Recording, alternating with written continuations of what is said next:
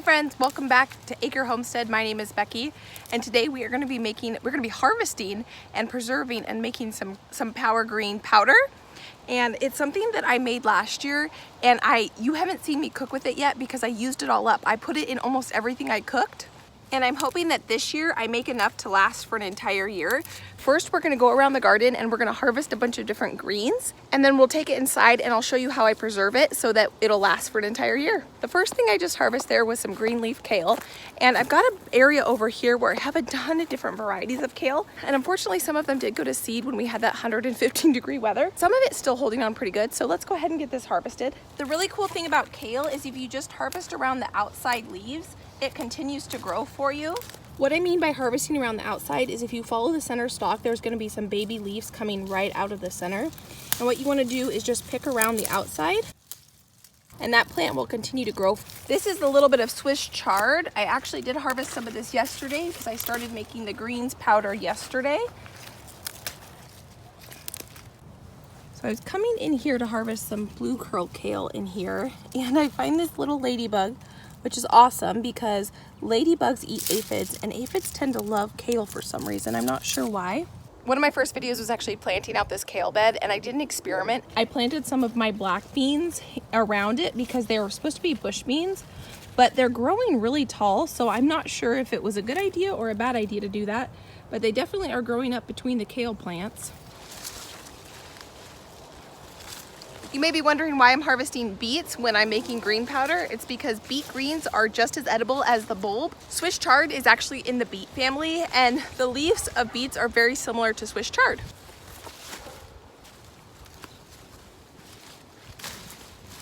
While we're out here, I have a question for you guys. These are my black beans that I saved from seed, and last year I bought them from Baker Creek, and they were a bush bean, so they should be an heirloom variety, and I only planted bush beans last year. These black beans have tassels on them, and they're basically almost as tall as I am at this point. What has happened? These are acting like pole beans, not bush beans.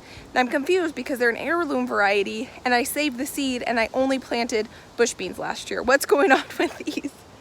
Does anybody have any ideas? So we are back inside with our greens, our beets, and while I was out there, I harvested the very first green beans of the year, so I got a handful of those and a handful of snap peas.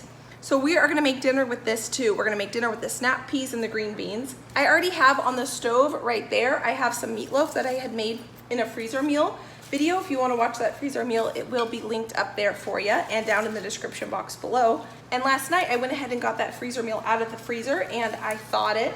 And then I just stuck it on the stove on very, very low right before I went out into the garden, so that it would be ready for me when we got inside. And now all I'm gonna do is take and cut the green bits off the beet, and I'm gonna wash these. I'll deal with these a different day. These are the best beets I've ever grown. Last year, the beets I grew were really woody and basically not edible. And I'm pretty impressed with the size of some of these beets. We've got all different types of greens in here. We have beet tops, we have red Russian kale, we have premier kale, blue curl kale, yard long kale, and this really pretty purple one. I'm gonna put these in the refrigerator. I don't think I'm actually gonna wash them yet because I'll wash them before I cook them. I figured they'll probably actually keep a firmer texture if they're not washed before they go in the fridge. So some of these greens look a little bit better than others, so I'm gonna just go ahead and separate out the ones that look good, and the ones that look a little sad will go to the chickens. I don't dehydrate the stems. I haven't really found a use for them yet. If you guys have any suggestions on how to use the beet stems, I'd really appreciate it. This is a beet leaf green, and this is a Swiss chard leaf. Now this one is a little bit burnt from those 100-degree days that we had, but you can see that they're very similar. That's why beet green tops are completely edible, and it's kind of sad that they're overlooked so much. The theme of this year is trying to maximize the harvest. Because I'm such a new gardener, I fail quite a bit, and so I want to try to maximize the stuff that does grow as much as possible. These are all the beet greens that we saved that a lot of times would just be thrown away and not even used, so that's quite a bit of food. So now what we're going to do, I'm going to go through and de-stem all my kale.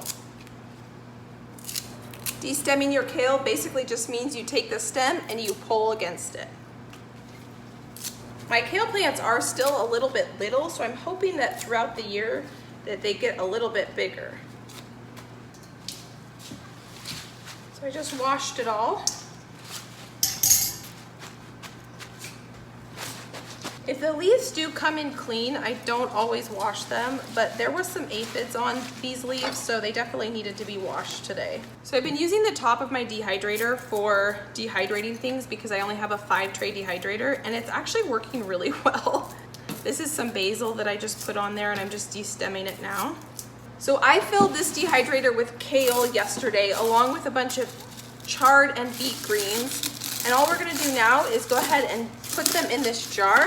I like to leave the leaves pretty big so that I can break them up when I wanna put them into things. This is a red Russian kale, blue curl kale. This is a Swiss chard leaf. See, I way overpacked it probably, but they're all dry. So because my goal is to try to get a year's worth this year, instead of trying to put them in these quart jars, I'm gonna go ahead and just put it in this 1 gallon jar. We are just gonna believe that I am gonna be able to fill this full jar up and hopefully many, many more. 1 dehydrator full gave us this much greens. This can pack down quite a bit, and I'm hoping to go ahead and run my dehydrator all summer long with these greens in it. So now let's go ahead and get it filled. I probably do tend to overfill my dehydrator, but it seems to work out for me. You may be wondering, how do I use these dehydrated greens? I basically use them in everything. Anything I cook, they kind of turn into a powder. If you crumble them up enough, they kind of turn into a powder, and you can put them in any dish and you can't taste it, and you can get quite a bit of greens in a dish that normally might not have very much vegetables, like a meatloaf or spaghetti sauce or whatever it might be. I put it in smoothies. You can put it in baked goods like quick breads and things like that. Just add, you know, some really fine crumbled up greens, and no one is the wiser. Look how pretty that leaf is. I used it a ton last year. I have my dehydrator set for 110. I'm gonna put them on the top shelf as well. This is my Excalibur dehydrator, and I absolutely love this dehydrator. I will link it down in the description box if you guys are interested in looking at my dehydrator. I am gonna link the bigger one because I wish that I had bought the bigger one. I'm gonna set the dehydrator at 110, and it takes about 12 hours for them to dehydrate to get to that stage where I just pack them up. This is how much didn't fit on the dehydrator, so I'm just gonna wrap this up and we'll throw it in the fridge, and I'll put it on the dehydrator tomorrow. I do also freeze greens, and I'll show you how to do that in a different video.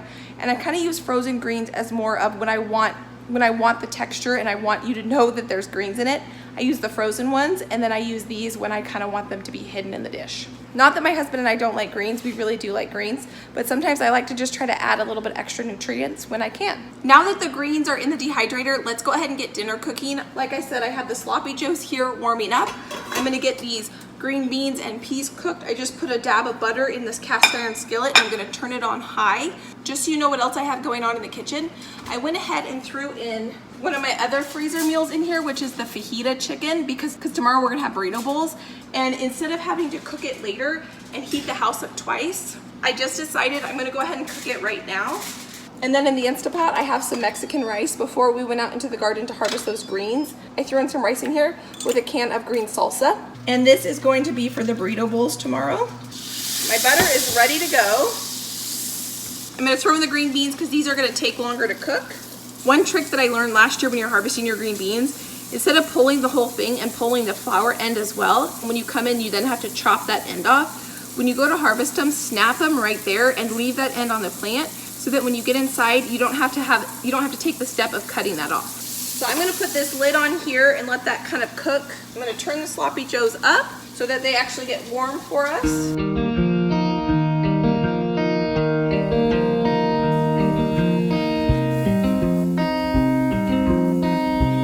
gonna go ahead and add the peas now. I'm trying to get some nice color on these. I just made up some garlic salt, so I'm gonna add that.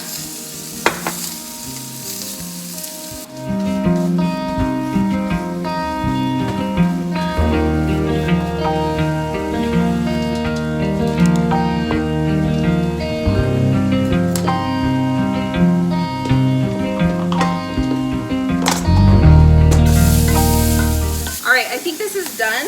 They're nice and blistered. I love a blistered vegetable. These are the first green beans of the season and the first peas, so I'm super thrilled to have this. They are gonna be so good. I love them when they're blistered like that and still have some really nice bright green color to them and crunch. And the sloppy joes are done and ready to go. And that is dinner. Dinner took me less than 10 minutes to make today, and that is why I do freezer meals. And tomorrow is almost done as well. I have the meat in here. All I have to do is take out and shred. And then I have my Mexican rice here already done. For tomorrow, I will make some guacamole and some pineapple salsa. So I still need to do that, but that's not a big deal. That'll only take me a few minutes.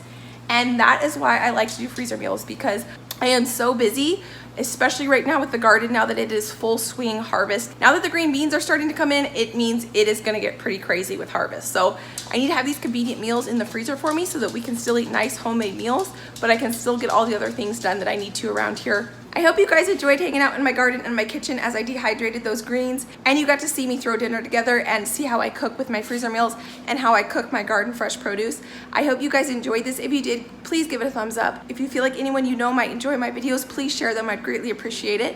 If you're new around here and you enjoyed this video, there's some more videos that will pop up here that you might like to watch as well. And if you're returning, thank you so much. I appreciate every single one of you. I hope you guys are having a fantastic day, and I will see you guys next time. Bye, guys.